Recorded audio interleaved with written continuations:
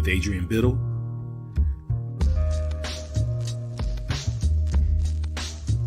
Melissa Bartlett.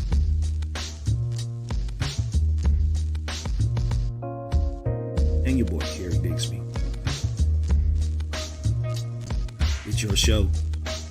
So tell us what you want to talk about. It's the At the Round Table podcast show. All right. Back again, my friends. What's going on? Yes, sir. Yes, sir. Yes, sir. That time of day again. Yes, sir. Most definitely, man. Seems like ain't gonna lie. Coming off that holiday, boy, that mega weekend and stuff. It's been something else. Yes, the holiday itis, as some people like to call it. Man, yeah. Oh, there she go, y'all. There she is. Hi, family. What's going on? I apologize. Having to change your routine. It's a lot. But I'm here. I am here. Hello. Family, we are back again. And oh man, y'all, thank y'all for joining us on that the Roundtable podcast show. We were just mentioning as far as the holiday and everybody's kind of like getting back into the swing of things. So y'all have to bear with us today. That's why it's a What You Talking About Wednesday today. So it's off the cuff and we can do whatever we want. Let's talk about tennis. Uh-oh. Well, y'all heard it first. Let me make sure these locks is looking right. Yeah, I ain't even had time to present well to my family, y'all. It's been one of them days. If y'all don't know who that is the lady of rage herself, Melissa Bartlett, aka Miss Pitbull. Bring the thunder and the lightning. Yes. Oh man, I'm just like, the tennis world is just being shaken up. Traditions are broken, titles are taken. I mean, I'm loving it. Man. Call me McDonald's. Yeah. Did she say McDonald's? Yeah, she did. Yeah. There's been a lot of good stuff going on in the tennis world of late. That's right. And the men's tennis, Rafael was the one I was watching. I was rooting for him. I liked him. I said, go. And then when, what was that? 2 days ago, 2 nights ago, times changed. The better athlete won. That's just the way that it is. So congrats to our African, and we could say that, tennis player that beat Rafael for a Grand Slam. The first and the only man to beat him. So his story was so touching about why he started playing tennis. Was because he'd get a scholarship to university. That's really what his parents pushed him into playing tennis for. And he was very humble with the win, very humble with the process. And that's the stories that I like to see. So I'm going to bring you with the What You Talking About Wednesday into how do you feel? Is tennis being appreciated as a sport for all? Or is it causing division in the sport spectators because of these new, I'm sorry, family, there's a train in my house. Because of these new athletes that are not your traditional white, traditional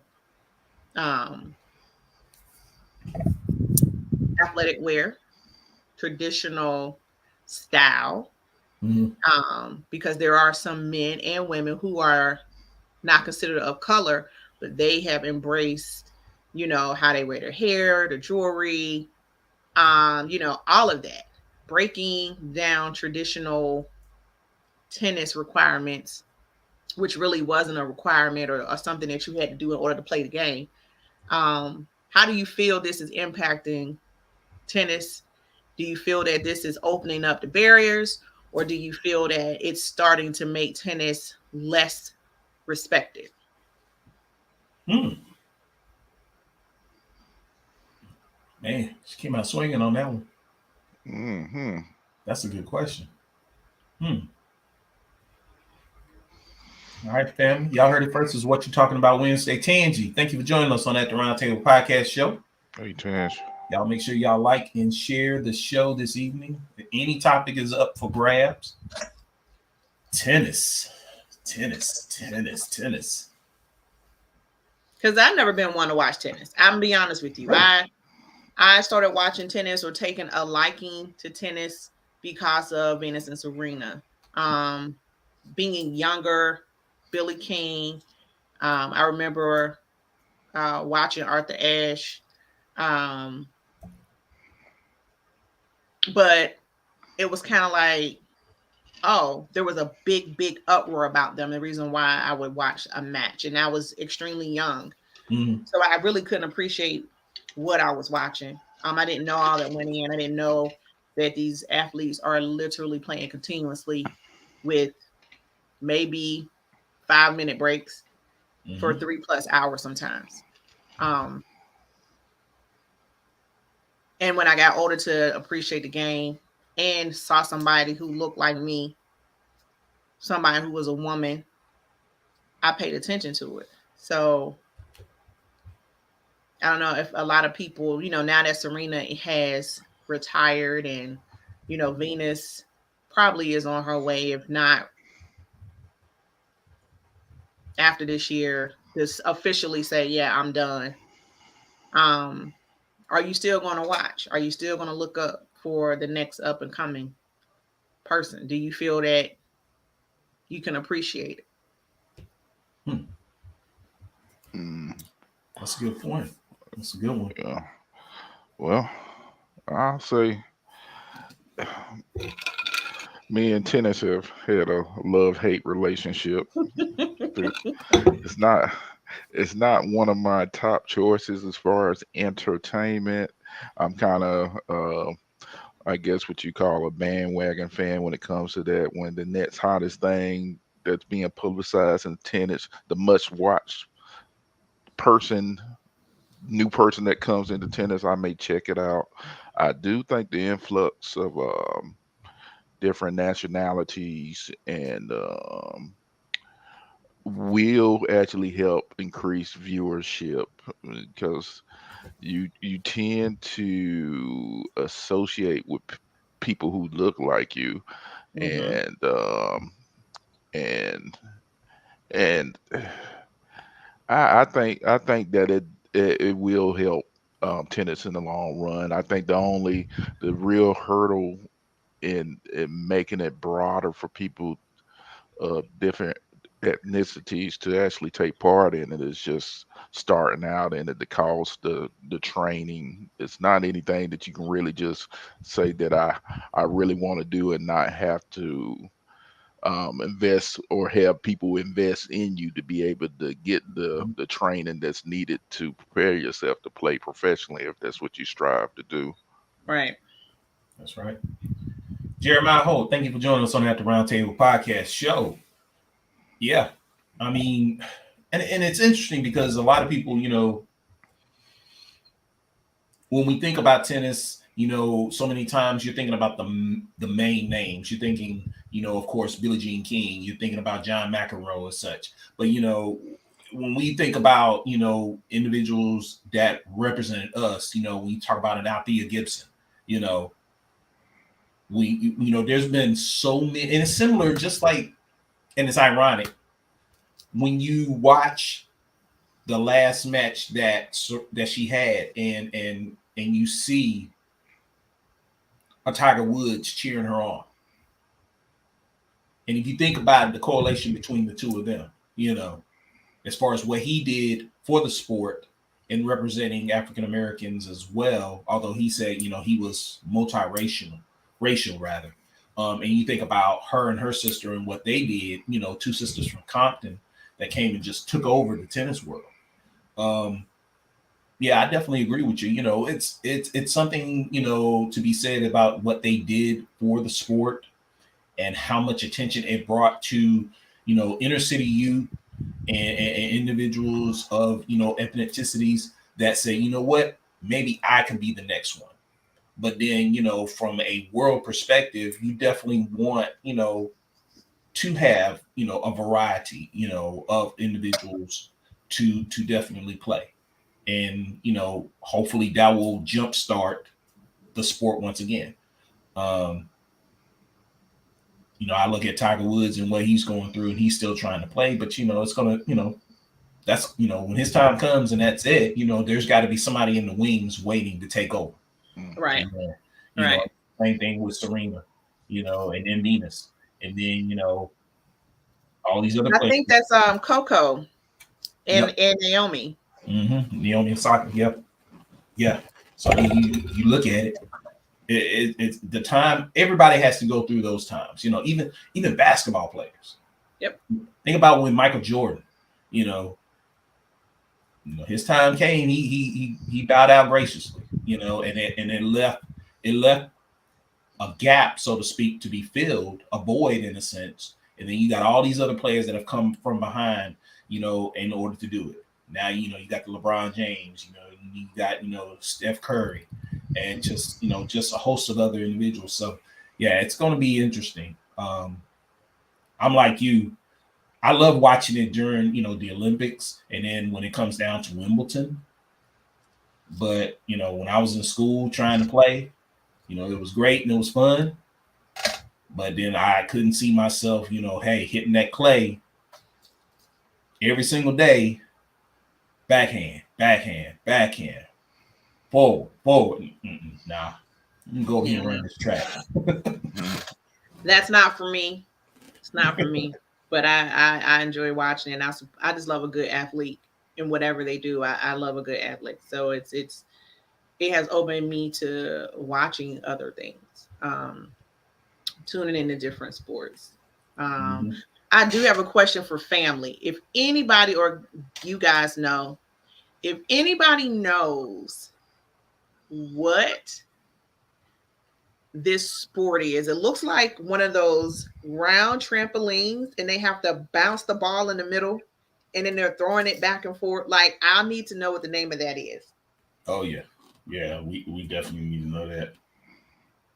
Tangy said, I feel it's not celebrated in our public schools, so it's hard for our children to embrace the sports. It's definitely needs a reboot in our society. Yep. Jeremiah said, activities to keep our young people out of trouble, athletics and academics, sports are to be embraced and encouraged and especially supported. Yes.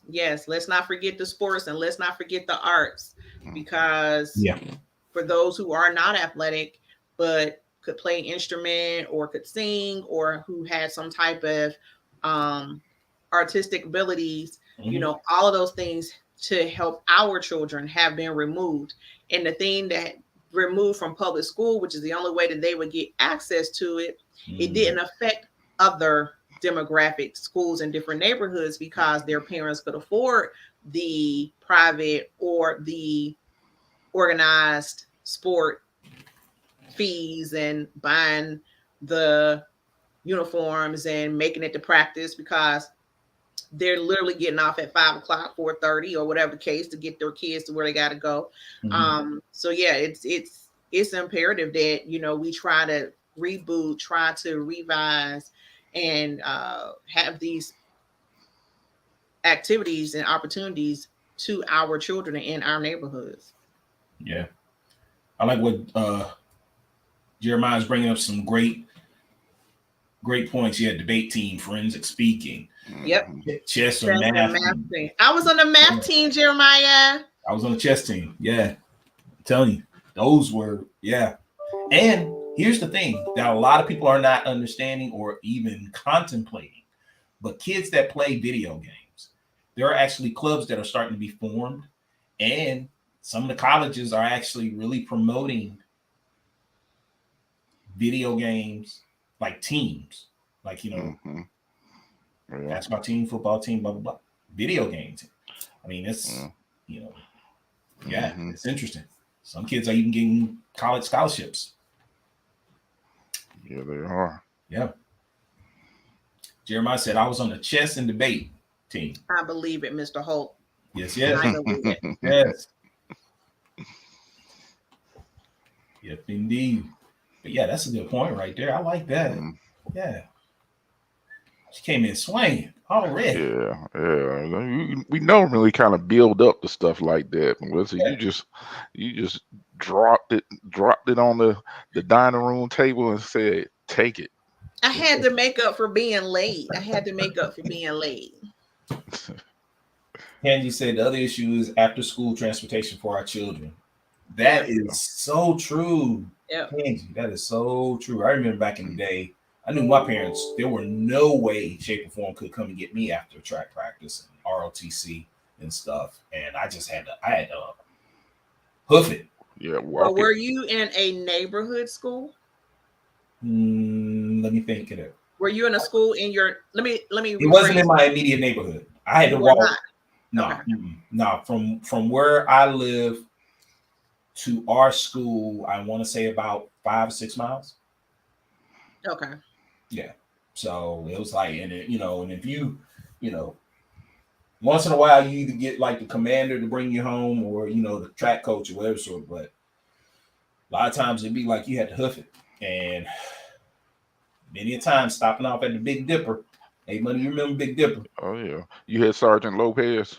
Sergeant Jesus Lopez. Very Yeah, peculiar, what I'm telling you. Yes, yeah. Sergeant Lopez was a no joke. he Mm, was no joke, man. And I did. I was on drill team, so mm. um, that thing right there, man. And luckily, actually, I take that back. One of the colonel would sometimes give us a ride, and then if not him, my buddy. This is going way back into the closet, so to speak, and pulling out the old dusty yearbook. Um, but yeah, I had two friends, Daryl Perry and what was my boy's name? James Rich. James. It was interesting. James Rich went to the military, the army, and became a press photographer for the White House. If you look him up, James Rich Photography, he still does photography and he flies all over the world and such because he's a flight attendant as well. But yeah, it was him. And then Philip Sadler, he used to, all three of us would ride together. We would, when we got older and was able to get cars or whatever sort. So yeah, that transportation was no joke back then. Yeah, that was a good one, Mel. Yeah, good one. Yeah. Jeremiah said also the greatest factor is funding for these programs and support for the mentors for these programs. Mm. I think mentorship is very important, Very important. and I'll just throw this out there. If you feel like in corporate America, if you actually have a structure for your employees to succeed, that they need a mentor. Mm. Mm. What makes you think that your mentor program should include kids 18 and under? Mm. I think mentorship is something that needs to be targeted for the need. And there's a lot of 18 plus young people out here that need mentorship. They just want somebody that will listen, that will be a resource. Yeah. Because a lot of our young people are hurting out here. A lot of our young people may be making the wrong decisions or bad decisions because they just don't have a resource to say, what do you think about this? Right. Or what happens when I do XYZ? Like, you would be surprised. And I say the word ignorant as the true definition, not to be belittling, that are ignorant to just how common business works. We need to mentor our young people. Period. I think 25 and under. Mm-hmm. And if you choose to carry on after that, then by all means, yeah. But there's a lot of kids out there. You start while they're young, yes, but there's just as many that has gone without for so long. Somebody needs to, rein them in. Yeah. Well, I'm glad you even mentioned that, Mel, because Tangi just posted this right here. She said, let's not forget organizations like Inspire the Fire, organizations that introduce the arts to our children. Have to get Dennis Reed on the show one day. ITF, Inspire Learning Through the Arts. Thank you, Tangi. Dennis is my church member, Tangi, and Yeah. I'm sad that I didn't even think to invite him on. So Yeah. I will definitely be on that. Yeah, please do. And ironically enough, I used to be on the board of directors for Inspire the Fire. And And my daughter was in Inspire the Fire for 2 years. Yeah, Dennis is amazing. Dennis is busy. He's a prime example of what Tangi is talking about, as well as what Mel is talking about as far as mentorship. Because so many times, our youth need some sort of direction and they don't know, especially if they got some sort of talent. And even notwithstanding the arts that Tangi just mentioned, just the fact of having that discipline is what Inspire the Fire has done for many of these youth. Yep.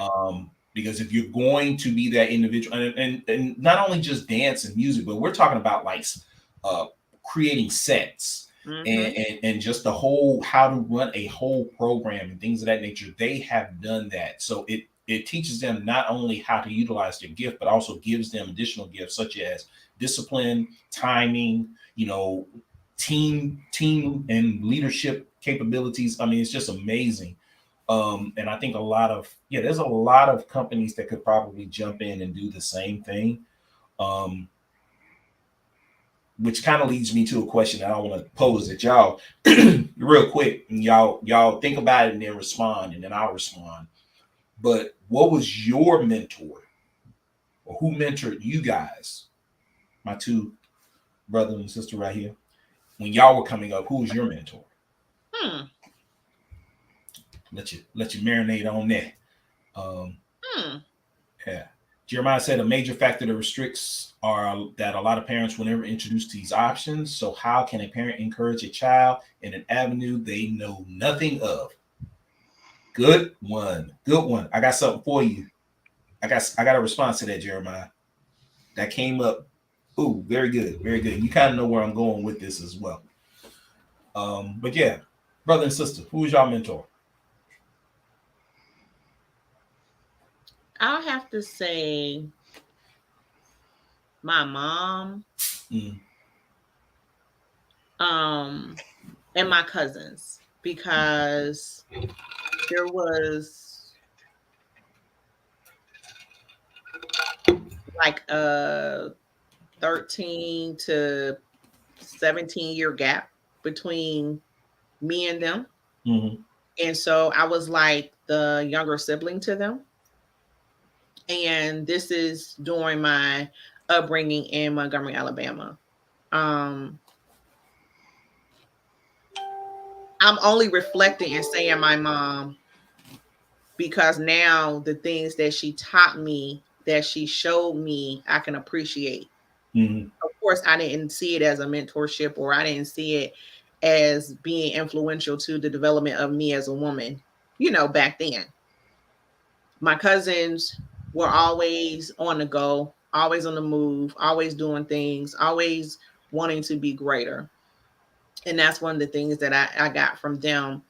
Once we moved back to Pittsburgh, I really didn't have one per se. I mean, my mom was still there, but I didn't have a mentor. So that critical age between 15 and 16, honestly, is the grace of God that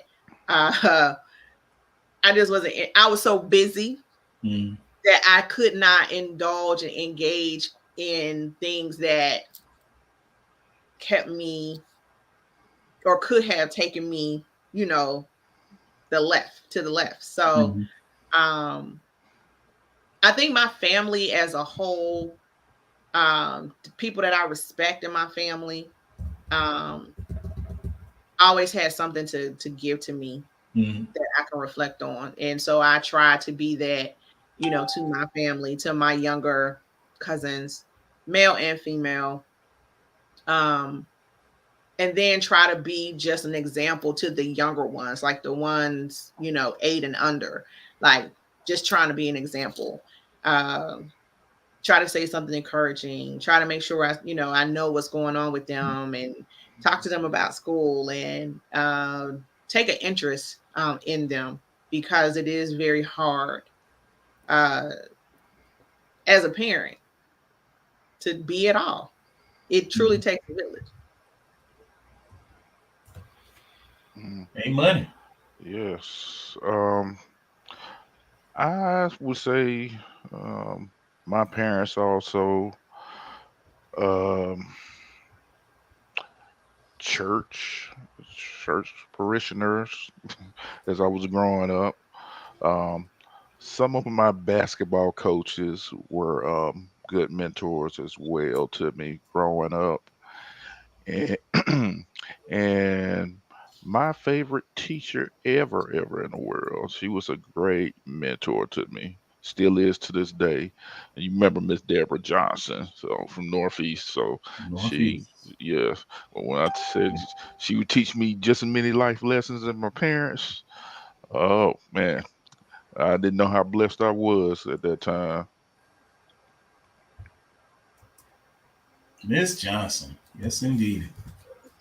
Hmm. Remember, definitely.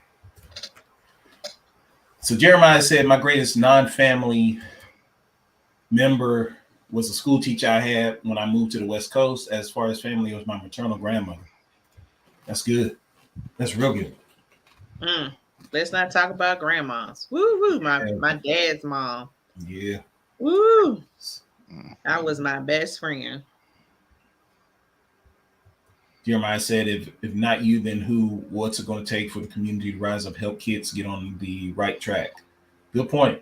I think No I doubt. think I think it's interesting because I know somebody made a mention some time ago that when I'm a '60s baby, so it's like they say when guys came home from Vietnam, um, many of those brothers they kind of left a gap when it came to the mentoring of young people back then.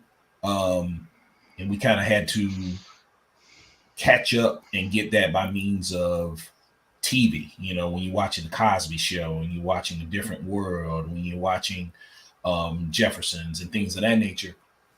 But I don't know. For me, I think my greatest mentor back in the day was when I went to Johnston Memorial YMCA over there on North Davidson Street. And my mentor was a gentleman by the name of Paul Stoney, Paul L. Stoney. He went to Johnson C. Smith University on a basketball scholarship. He played basketball there. He was a uh, program director at the Y. And through him, I was able to see that even though I was a kid in the North Charlotte neighborhood, that there was better out there. To be able to go to the state capitol and then go to the White House and then being interviewed on TV and things of that nature. He opened doors for many of the youth in that area, and it was up to us to either receive it or let it go. And I seen a lot of young brothers let it go. They joined gangs and things of that nature, but some of us actually received it. And some of the things that he taught us still ring true to this day. And it's funny because I looked him up, and ironically enough, he is in the Virginia area right now, and he is running. He is actually he's running like the area up there of all the YMCA's and stuff. Member of Kappa Alpha Psi Fraternity Incorporated. I mean, just a great guy. But I think so many times when it comes to mentorship, like y'all have just said, we have to stand in the gap, and we have to do things that many times um, may not be cool, I guess, to the kids. Did that make sense? Hmm. Yeah, like Popular, like, mhm. Yeah, Well received. Yes. yeah. I mean, I think it's funny. So many times we run into our kids' friends, and they look at us and they they talk to us, and they reply to us like, y'all are kind of cool, y'all this and y'all that. And it's like because we know what y'all have gone through, and we know that it is our job to put in you what was put into us, and we keep it going, and hopefully you'll put it into somebody else as well. Um, see. I just got some. Lord have mercy. I got a topic. I got a topic that Amen. somebody sent me. Uh-oh. I'm afraid of this topic. I'm afraid to even. Oh man. But hey, but Jeremiah, you said as far as a major factor that restricts that a lot of parents when they're introduced. I think programs that are available, it's a catch-22 situation. There are programs that are out here right now, like Inspire the Fire. You got the Teen Leaders Club that used to be at the YMCA. They've changed it. We formed it, and then they went wide with it, and they changed it up right now. There is Project Excel. There are so many programs that are out here that provide mentorship for the youth. Heck, the Boys and Girls Club are still operating. There's just so much. A lot of times, these parents that have not been exposed to it, I think sometimes is the direction that they took not to be exposed to. I could be wrong, but I also think that it is an opportunity now that if we get with these young people, and I've said this time and time again to many organizations, even organizations that I'm a part of and such, is that if we get the kid, we can then get the parent. A lot of times when you get the kid, what you put in them, it stops with the parent, just like at school. But if we can get the kid, we can then create a relationship with the parent. Then it changes the parent's mindset, and they in turn will go and do the same thing with another parent, and then it just becomes, it spreads like wildfire. I learned that with track season. All of our sons, they ran track and such, and every time we came across a parent that didn't know anything about it, we were talking about the track team, and we was talking about what we do. We talk about the travel, we talk about the fundraising, we talk about helping each other, and we take each other's kids and all this other stuff. And then all of a sudden you see more kids coming up and more parents being a part of it. So it starts with one, and you just gotta feed into it, so to speak. So hopefully that answers your question. Now that topic that Mel has. It's not even a topic. It's a statement. It says, I know that summer is coming to a close, but can we please speak on the women who say they get pedicures, their toes are polished, but their heels look like the carcass after Thanksgiving dinner? Oh, hey, money, you want to take that? You said it looks like what? It says the carcass of the turkey after Thanksgiving dinner.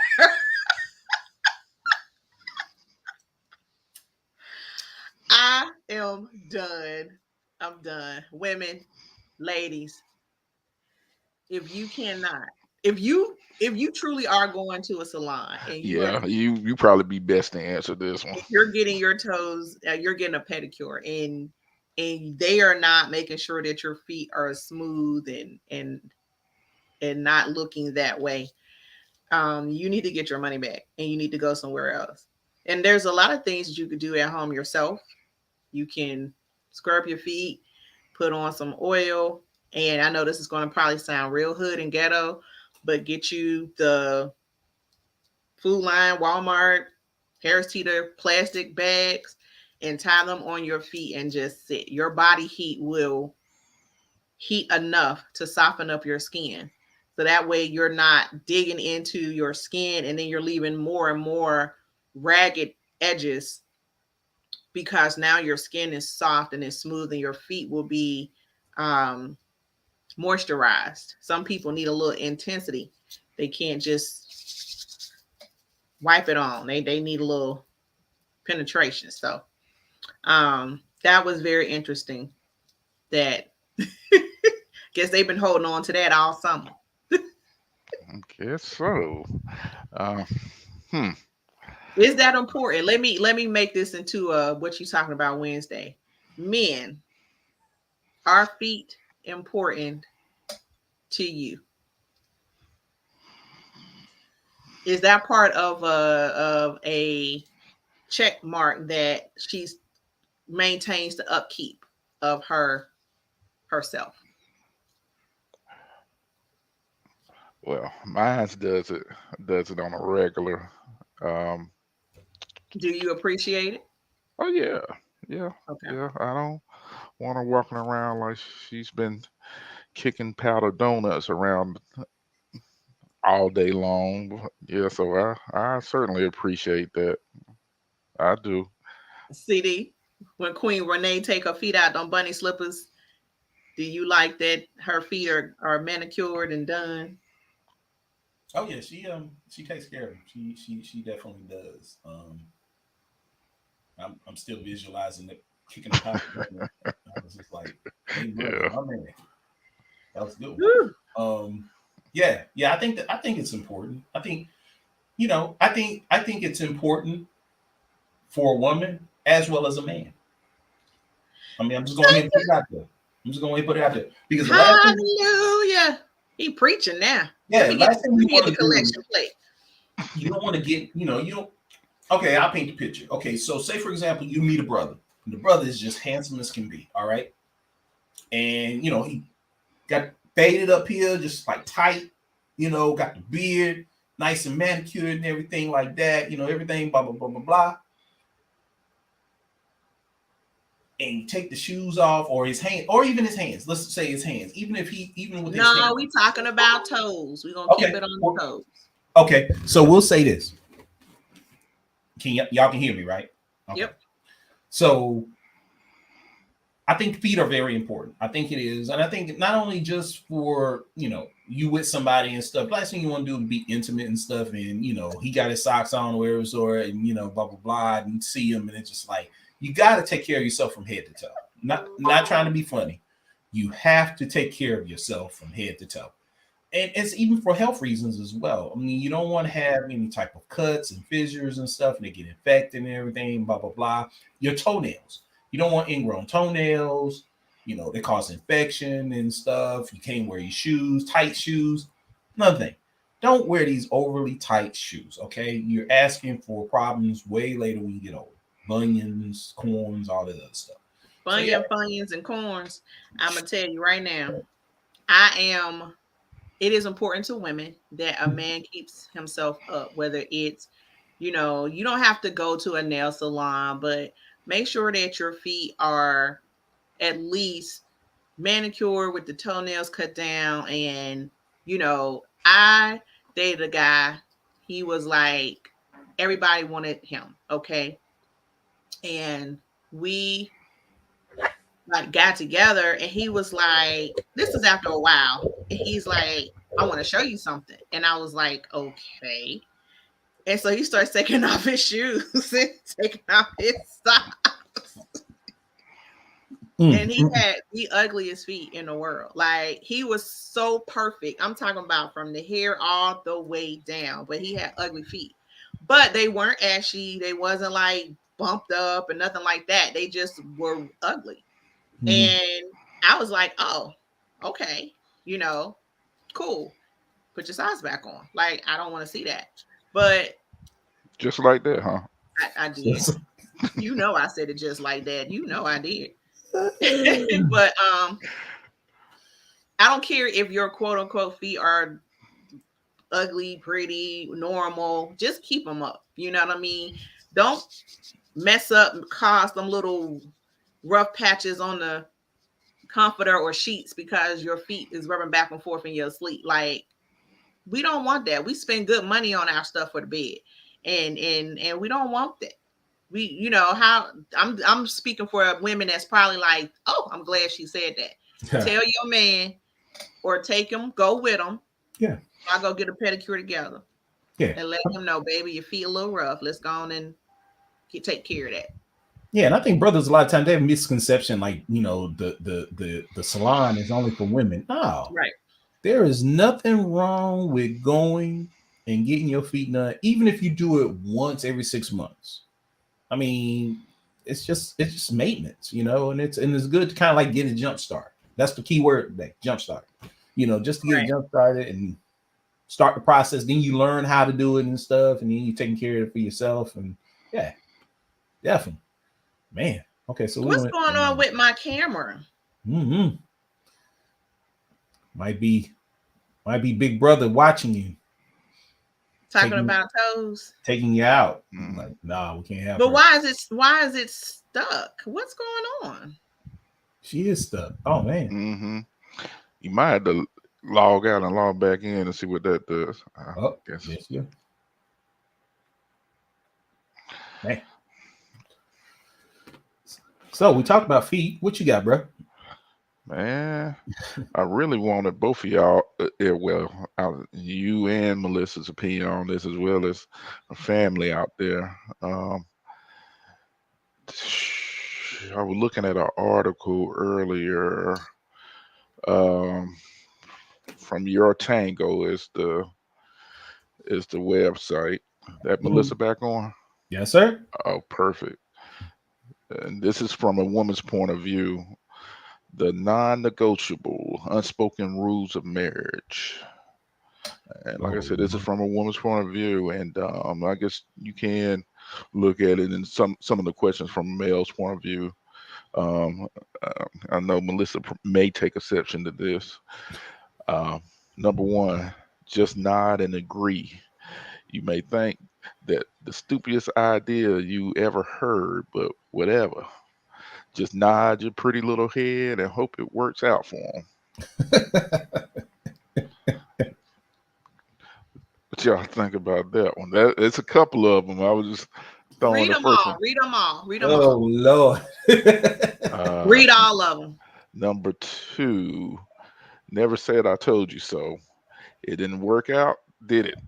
Well, don't say a word. Just think of love. Number three, know when to shut your trap.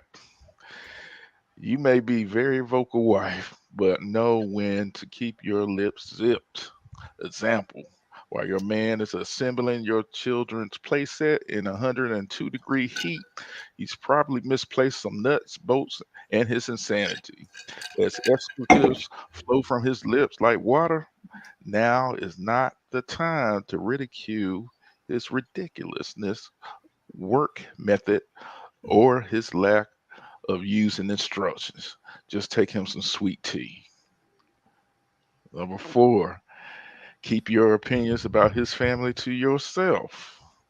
If you must recite Serenity's prayer every time you pull into your in law's driveway, only do it in your head. Never speak it in front of him while sobbing and clutching a rosary. That's just some of them. Yeah, I don't like where this is going. I'm gonna go ahead and say that Why? right now. What's oh? What she done tired about? Yeah, that's why I was saying it's going nowhere fast. Yeah, yeah. How is this being extra? Is that it? It's just four? Oh no, it's a couple more. I was Oh, just okay, okay, okay. So the first one you said nod your head and smile. yeah. Is this like I'm just gonna let you do what you need to do? So this is something that's like personal. It's not That's gonna affect the house or the family. she didn't get into that many specifics into it, but I guess if she left it generic like that, guess you can pretty much assume that as well.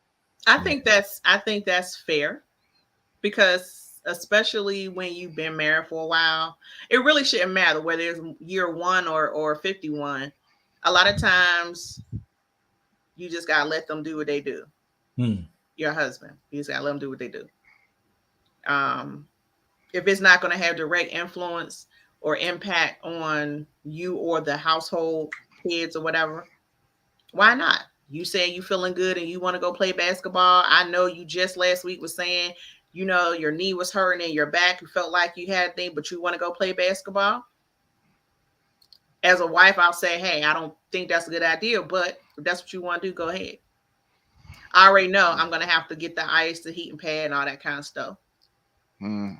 What's the point of me saying you don't need to do it because you know you did it? You're gonna do it anyway. It has no real impact on me or the household or the kid. Like, you know what I'm saying? So sometimes you need to let your husband do that because they need to prove to themselves, you know what I'm saying, Hmm. what they can and cannot do. Wow. Okay, that's a different take. I Yeah. think that's cool. And in the whole when they're working and they're trying to do something, Mm-hmm. Mm-hmm. it can be irritating. Mm. It can be frustrating. Again, just let them do it. You all right? You good? Do you want some help? Nah, I got it. Okay. You gonna do what you gonna do. That's not gonna change it getting done faster. He might admit defeat and be like, "Yo, babe, help me," or he might be like, "Let's call the service to have them come and put it together, whatever." But you're you're talking about him while he's struggling doing something. His pride is only going to make him continue to try to do it, even if 30 minutes ago he realized, "I don't know what I'm doing," because you went and was critiquing him and talking about his lack of ability. Is going to make him continue to do it because he's going to prove to you that he could. Mm. Yeah, that is kind of gangster though. Seeing somebody struggle, and you just throwing out insults. You ain't done yet. I was. You still breaking that one part? Yeah. You got everything? Uh, Did you read the instructions? Being a Oh. supportive wife is, hey, it's hot. Why don't you take a break? Or, Mm. hey, here's some water. Uh, it's hot out here. I know you're working hard trying to get this together. If humor is receptive in y'all relationship, and that's your love language, you might want to take a break. Might want to do something not lighthearted or say something lighthearted. But mhm, yeah, the whole just beat them down, that's not getting you anywhere. This is coming from maturity, though.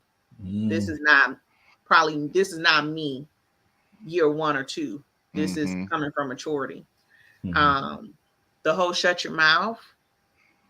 I told y'all when I got married, my pastor prayed shut mouth grace over me. It was about year 7, 8 before I really understood what shut mouth grace means. Mhm. Mm. Some things are left better unsaid.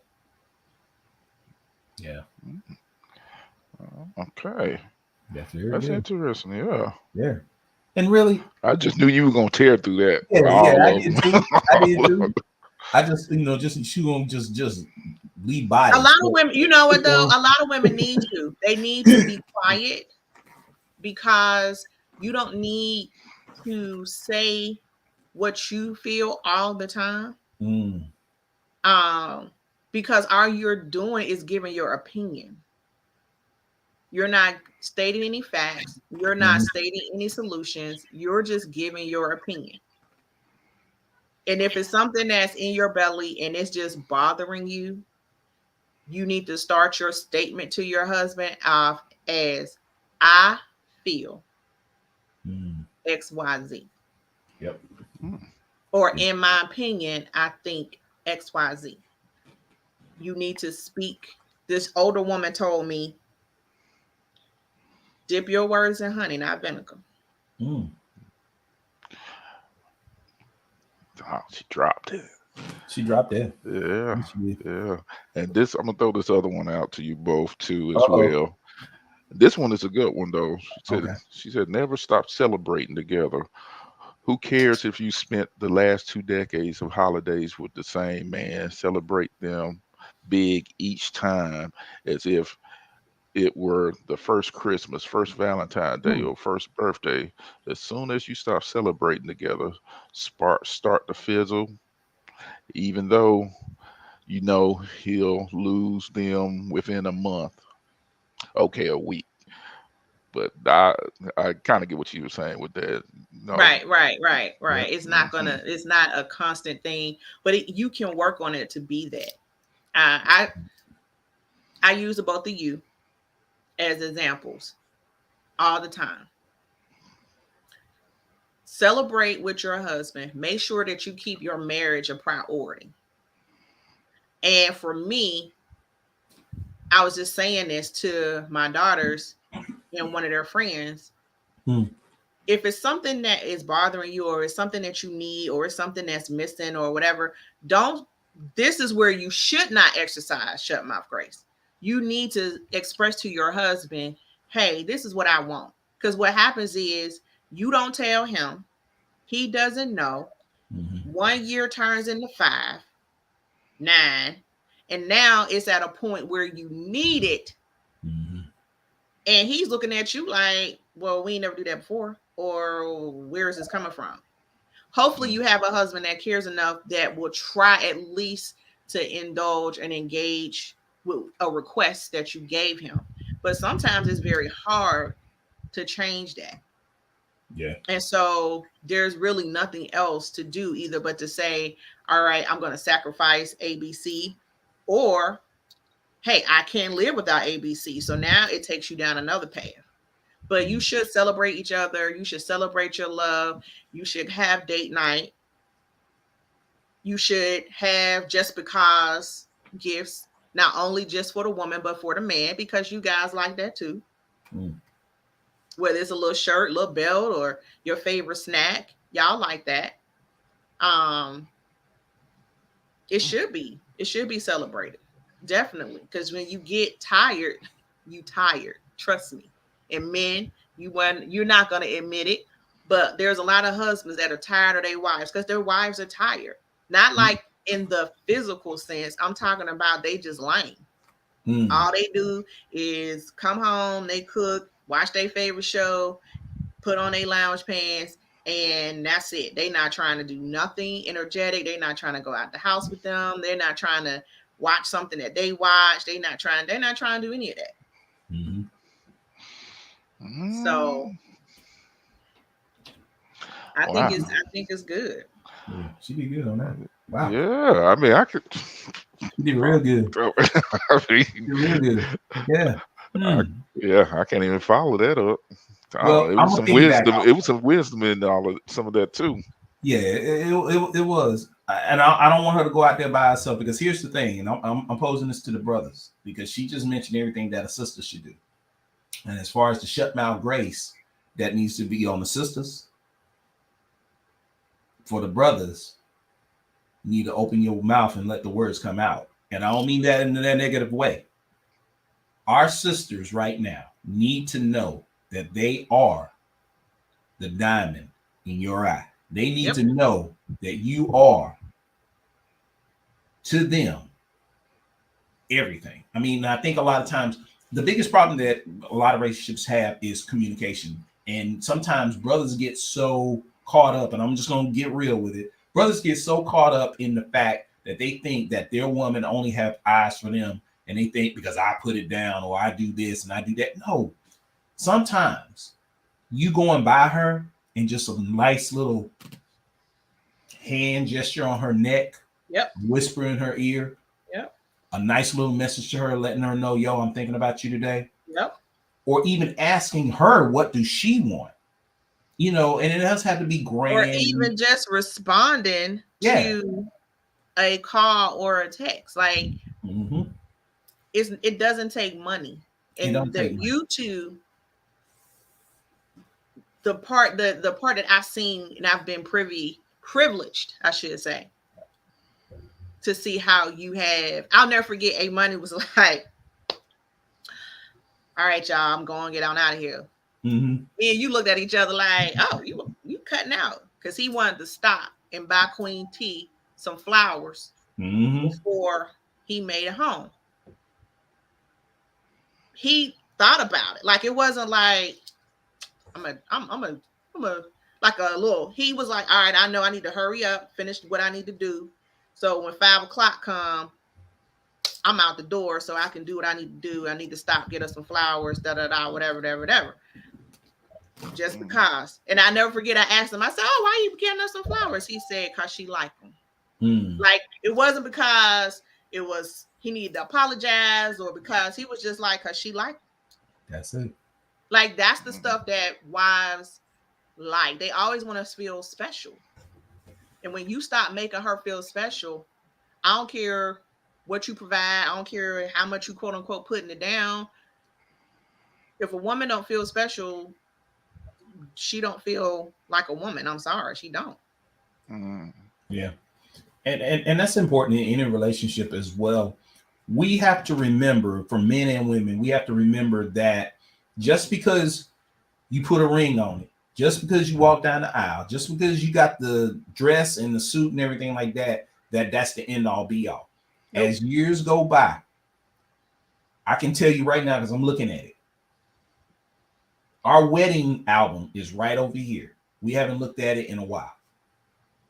Those were good memories, but it's the memories that I make every single day with her.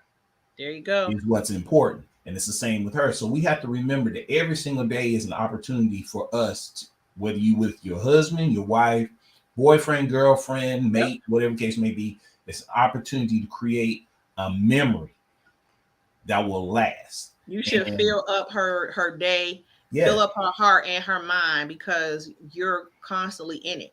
Like, you know what I'm saying? That's what's important. A person that's going to go outside the relationship is going to go outside the relationship because they're seeking something else. I'm not saying that it's right. It's just not what you know what I'm saying? And it's not what you need to do. You need to address what the problem is. You know what I'm saying? So people be like, "Oh, I was a good woman, or I was a good dude." Okay, you may have been, but were you really paying attention to your significant other? Were you really, like, if you can think about arguments, if you put energy into trying to belittle them or trying to find something or whatever the case, and you don't have that same energy level on, I wanted to surprise her or him, or we stayed up talking to 2 a.m, just talking, just laying in the bed talking. Like, if you don't have any of that to counter your other stuff, then I can see why he or she might have went somewhere else, because you putting your energy into trying to break it up versus trying to keep it together, like trying to solidify it and fortify that you love that person. So there's a lot of things in relationships and marriages, like those points that you brought up, where number one, we just wasn't taught well. We didn't have examples, not speaking to you guys, but there's a lot of people didn't have examples of longevity. They didn't have that wisdom where they can go to somebody in their early stages of marriage. You know, they didn't have nobody where they could tell, like, you know, Carrie can say, "Look, dude, you can't be hanging out. You can't be doing this. You can't be," you know, she want to know she want to know where you are, not because she trying to keep tabs on you. She might be worried about you. You got the dude in his ear talking about, "Oh man, please, what? She just trying to figure out where you doing. She always think you doing something." Like, you know what I'm saying? Like, that's the stuff that is getting promoted, and that's not what relationships are about. And if I haven't learned anything on my 47 years being here, is that you have to be at peace of who you are. You can't look for somebody to bring you anything. Will you have things that you add with each other and influence each other? That's just part of merging lives. But if you have a void or a hollowness in you, you don't need to be in a relationship. Right.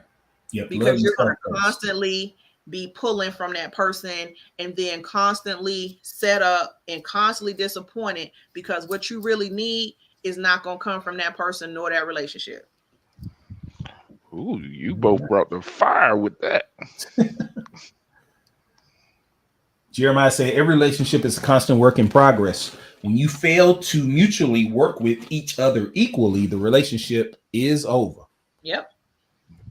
Tangi said, that technique that has to be taught. Spontaneous gestures in relationships are far and few between. Yep. And you know what? I'm glad she said that too. Both of y'all, thank y'all for chiming in and saying these things, because I think this needs to be shared with other people. But one of the things that a lot of people will say is the fact that, I wasn't taught it. I remember talking to somebody some time ago, and they were saying, as far as like in a relationship, they weren't taught these certain things. My response to them was, when you get tired of being tired, you will look for better. And I give you an example. You could be at work and you could be working your fingers to the bone, and you're underappreciated. You're not getting the funds that you deserve. You're working long hours, whatever. So what you're going to do? Eventually, you're going to go look for another job. Yep. When you go to that same restaurant you eat at each and every time, and that restaurant doesn't give you the good service that you deserve, the food is half cold, and customer service is like for naught, what you're going to do? You're going to look for another restaurant. Yep. In your life, if you are in a relationship that is not giving you everything that you deserve, you need to look for another one. And the way you go look for it is, first, look within yourself and say, hey, what are some things that I need to work on for me? Because the Bible tells us you cannot put old wine into new bags, and you cannot put new wine in old bags. And what it's saying is basically, the things that you're carrying right now, if it ain't good, you can't take it to the next place. Because all you're going to do is taint the next thing, and then the next thing. And see, if you think that the longevity or the time period that you had with the first one, it ain't going to be that long. Because that person is not going to deal with it. That person is going to be out. I don't care how much you might have been talking to them on the phone and emailing and all this kind of stuff. When it come down to them actually having you, and they get to see the real you, honey, he or she going to be gone because you refuse to work on your flaws and your shortcomings. That's it. And a lot of times we don't understand that, and I've said this so many times, is that everything that you go through in life, you have to look at yourself as you're a bank. Yep. You're a bank. So deposits and withdrawals. So if you're constantly allowing people to make withdrawals and you're getting no deposits, then eventually that bank is going to what? Shut down and close. Yep. I mean, basically, you're going to shut down and close to every other individual that you come into. You bring in that emotional baggage. You have to start taking care of yourself. There is nothing wrong. And I learned this. We were at an event with Dr. Shauna Whitehead at her business event, and her daughter got up and she said this very thing. There is nothing wrong with saying no. Yep. No could be your favorite word right now. When you start saying no and you start really taking care of yourself, you then become a viable entity. You become something valuable in the long run. But if you're always saying yes and you're always depleting your resources, you're always running yourself ragged for other people, you're always giving in when you know that ain't the way you want to be loved or whatever sort, eventually that's not going to work for you. So you have to start saying no and start saying yes to yourself. When do we become punks? Like, we just, what, you are such a punk. Like, why are you a punk? Say no. When do we stop loving ourselves so much? It's society. It's society. Is that what it is? It's turning us into punks? Because there's a time where, as a child, as a toddler, my in-laws were here. My nephew was here, and he pretty much wanted to eat. And I asked him what he wanted. He said chicken and fries. And I said, okay, well, I had a taste of some Bojangles. So I was like, well, Bojangles sells chicken and fries. He said, TT, I want Chick-fil-A. So I said, well, Bojangles have you. He said, you can have Bojangles. I want Chick-fil-A. As a toddler, we aren't punks. We know what we want. We have confidence in the person that's going to give it to us. And so we stand firm on our word. This is what I want. And guess what? Everybody ate Chick-fil-A that day. Okay. As women, as wives, just to keep it in the scope that what we're talking about, it's scary to really say what you want from your husband. Because when you're direct, there's no misunderstanding of what you wanted. You're scared because he may not want to give it to you. So a lot of times we do around the world, the makeup attitudes and all that kind of stuff because you want to have that fail safe. But if a lot of people were more direct about what they want and what they are expecting, what they're I can compromise and what I won't compromise, you probably wouldn't even be with the person you with now. Now you just with him because he comfortable or she comfortable. So you have to be really honest first with yourself and then with your partner. I'll tell Ben, hey, I want a hug today, or hey, I need a hug. If he hasn't come home yet and I'm here, I'll be like, hey, I need a hug. There's a time I would not say that, and then I would have an attitude because I didn't get one. There's a lot of women out there that do it. There's a lot of wives out there that do it. And why? So I mean, and let me not just make it one-sided. There are men too that don't speak up about what they want. Hey, babe, you know what? I know you might not be the best cook, but like I'm really tired of eating out. Let's try to make something together. Or she might can cook 3 things really, really well. And she might have made something. Tell her, hey, I want you to make XYZ for me. Don't get with your homeboys and then start talking smack on her like, you know, and she cooked like she cooked on Sunday, but she ain't gonna cook no more. Tell her. Yeah. Tell her, hey, babe, look, I want to see you in something sexy. Like, you know, sometimes if you want your wife or your woman, if you want your man to go back to being sexy and go back to that date mode, sometimes you got to create the situation, create the atmosphere for it to happen. Because I also don't believe in being in a relationship and you just get to spout out demands and requests. You got to put some work in too sometimes. That's it. Exactly. Like Jeremiah said, mutually work with each other equally. Right. Equally. So in other words, if you want, you know, you want Chick-fil-A, hey, let's work together to get Chick-fil-A. Work together. You want her with the sexy on, then you know what? There's laundry in the bedroom and the kids is running wild. You might need to go and, you know what? We're going to rent a room this weekend. We going to a hotel this weekend. Like, it's not that hard when you want to. Because everybody do what they want to do. And that's something that ain't never changed. People do what they want to do. What they really want to do, if they they'll really do it, they'll do find it, a way. They'll find a way and they'll put forth an effort to do so. And like I tell people a lot of times, I used to tell our sons this a lot. The same amount of energy you put in a video game, you can put into a game. Right. Football game, basketball game, whatever sort. Same amount of energy you put in a football game, basketball game, whatever sort, you can put into your schoolwork.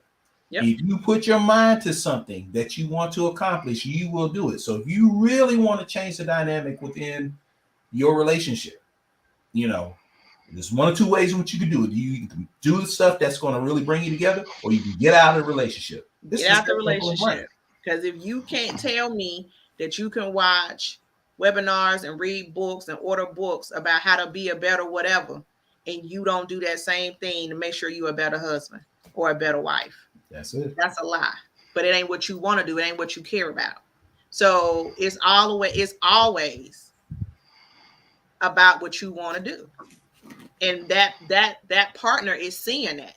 That partner is seeing that, like, oh wow. Okay. So what about us? That's it. Jeremiah said, cook, then teach her and work together on something that you both want to enjoy. It's that want to. You got to be willing. You right, Mr. Holt. It is. Well, Carrie don't have that problem because Renee can throw down. Yeah, buddy. When when she get in there and put her foot in it, she put her foot in it, boy. Yes, I ain't she gonna do. lie. Yes, she do. And Excuse I me. get Her pedicure. yeah, good thing she had a pedicure. Um, but yeah, and let me tell you, I'll give a shame. I'm gonna give a shameless plug out to these sisters right here, the Renees, the Melissas, the Terras. I want to thank y'all for being the strong women that y'all are in our lives, because y'all do some amazing things, and just to be able to see y'all interact. I love this is my favorite pastime is to sit back and watch a woman's work. I knew what Maxwell was talking about. To sit back and watch how y'all interact with either your children, your grandchildren, um, other individuals, Yeah, with each other. with each other. Just to be able to see that, it to me, it renews your spirit to see how you're walking in your gift. Just to walk in your gift and to know that that is your gift. To me, that is so amazing. And really, I think if brothers really could do that nowadays, some of these brothers, they're looking at the kit and caboodle, the whole outer thing. But when you can see a woman's spirit at work, I'm telling you, it's amazing to me to see y'all do y'all thing, and then you just sit back and you be like, they make it look so effortless, you know? Yeah, I'm just trying to get through the day, but then to see someone, pick up a child, pick up a grandchild, cook a dinner, handle the job, do this, meditate, mentor, orchestrate. I mean, it's just amazing to me, and I think we don't give women their just due enough. Yeah, you two, both of you True guys that. that have always, I think I just was like in awe the way I say this, the way that you love your wives, the way that you admire your wives. There are wives that do all of that and they have a husband that don't even pay attention. I don't know. I literally was talking to one of my friends. And we were having this conversation and she was saying that she doesn't remember the last time her husband even looked at her with admiration and desire. Mm. And she was like, I don't know what to do. And I'm like, that's something he has to do. Because if you're doing what you do and you're doing stuff and he's not paying attention to you, what do you think you're going to do to make him pay attention? He's not paying attention to you. That's right. So other than maybe saying that to him, Mm-hmm. I don't know what you can do. You So I mean, can't. a lot of times men don't understand that they kill their wives slowly every day Yeah. And you because there mentioned some, is no compliments, there is no communication, there is no, what you looking at. I know Mhm. Renee said that to you. I know Queen T said that to you. Like, why you over there sitting there looking at me? What you looking at? Like, you know what I mean? Because you guys are still in love with your wives and you still find them attractive. You still find them pretty. You still look at them, like you said, with the grandkids and doing stuff. That's what keeps that joy on that face. That's what Mhm. keeps them looking beautiful. Happiness is the best makeup any woman could ever wear. Well, that's the ultimate investment right there. I'm looking at it from a husband view, and I Mhm. like to think that a wife views it like that as well. That's the biggest investment that you're gonna make in your lifetime. Mhm. So you have to nurture it. You have to take care of it. If you don't tend to it, like you both have eloquently been stating, it could wither and die. So you got to keep watch over it and water it, fertilize it with acknowledgement and love and hugs, like you saying, and just understanding. So yeah, it is certainly important that both sides actually look out for one another because Mm-hmm. it's a lifelong experience. So you Yes, want it to is. you Hi, Fim Fim. Hey, what's going on, cuz? Hope you're doing well. Hope you're doing well. I Oh, thank you, Tangi. Hey, we would love to, because these are the type of dialogues and conversations we need to start having. We do. Um, hence the reason why we developed the round table so we can have these type of talks. But yeah, thank y'all for joining us today. Thank y'all for sharing. Hopefully you're sharing the show and you're telling other people about it and stuff. It's a What You Talking About Wednesday. So usually on these Wednesdays, we bring up any and all topics. And we started out with tennis, and look where we are now. We're talking about relationships. So hopefully we talking about love. And you got a song in the process as well. On top of that. So yeah. But yeah, thank y'all for joining us. Hopefully you got a nugget out of this, and hopefully, you know, as it's shared and people are, you know, listening, maybe they'll get something out of it, and we can kind of perpetuate that dream that we can all love each other and help each other and encourage each other, and, you know, get back to telling my wife that she fine as wine, and slow dancing on a Saturday morning with the record player, and, you know, all that. I'm curious. I'm gonna put this out here. I know we're getting ready to go. I just want to see it in the comments. Wives, when's the last time you danced with your husband? Or when's the last time you slow danced with your husband? I'll answer for Renee. We just did it the other night when I was cooking. Just the other night. Y'all don't count. Y'all the Cosby of the husband. Get out of here. I want to share this with you. It was the funniest thing. Okay, so we're in there. She wanted this particular dinner. I'm in there cooking and stuff, and we got our Google Nest over there. So I said, "Hey Google, play Jodeci." Oh, Lord. I'm gonna leave it right there. Oh Lord. Well, we and it was somebody had some burnt dinner. Oh yeah. It was. I bet it was. Wait a minute. You didn't need it. Wait a minute. But it reminds you, though, if y'all think about it, and we got to go, but think about it, though. Remember back in the day when mama and daddy would put the kids to bed, and that big long record player, you had to lift that one side up. Yep. Put the record on, and you listen to the Isley Brothers, and you like, it's like Saturday night at 10 o'clock. And you got whoa, and you just and then the next record playing, then the next record playing, then a little porn, and the next record playing. And it was like, it was their time to really connect. After everything that daddy went through that day and mama went through that day, it was their time to connect.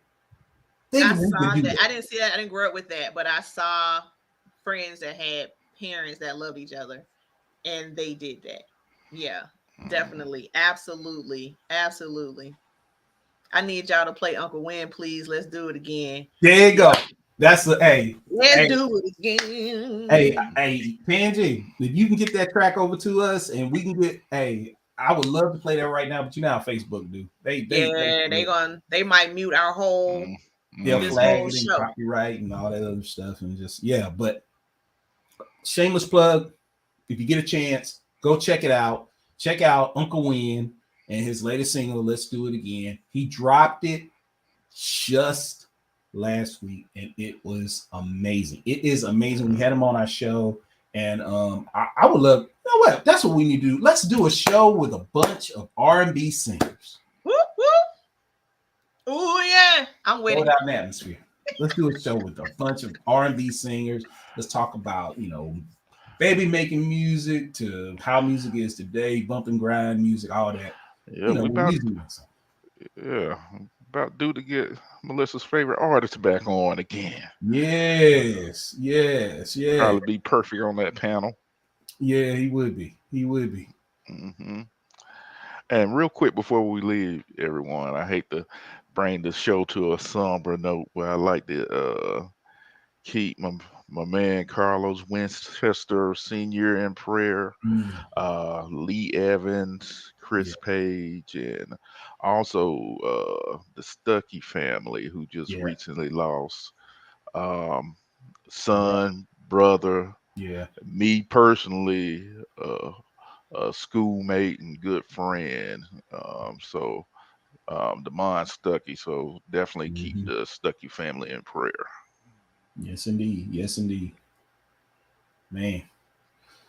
Well, y'all love on everybody. Love on everybody while we're here. Yeah. Love on them. Love on them while they're here. Yeah. You don't know. You It's don't just know. My family. granddad used to say, "People dying today that ain't never died before," Hmm. and we laughed. But now I understand what that means. Mm-hmm. I Yeah. understand what that means. That's right. Give them the So you flowers better now. love on them. You better love on them. Hmm. You better spend time. You better engage because you can wake up or you might not wake up. That's right. Hmm. That's right. Hmm. So, family, we love y'all. Sincerely, we mean it. We thank y'all for all that you do for us and keeping us on our toes and following us. And let's do it again. Like Uncle Win would say, Tangy gave us a link. a link. Mhm. Yeah, we'll post it on our page so y'all can check out Uncle Win and his latest single. And with that being said, I'm your boy CD. Man, A Money. And your girl Pitbull. And we'll Excuse me, Miss Pitbull. Got to get that right. better get that Gotta right. get You that know, right, especially you if we about to have a guest. That's right. Well, let's be thunder and lightning. We'll see y'all again soon. Peace.